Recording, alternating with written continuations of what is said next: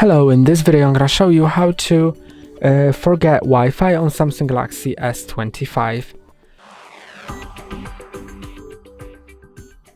To do it, go to the settings, then go to Wi-Fi, which is in connections, so go to connections, then Wi-Fi, then select the Wi-Fi network you want to forget, so most probably the one that you are connected to, or anything else that you have saved. So if you have anything saved, then you can also do that.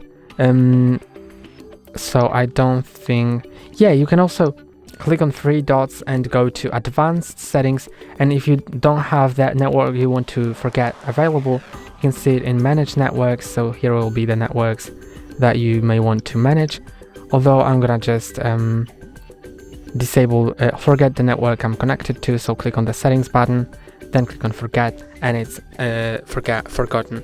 That's all for today. Don't forget to like and subscribe. See you next time.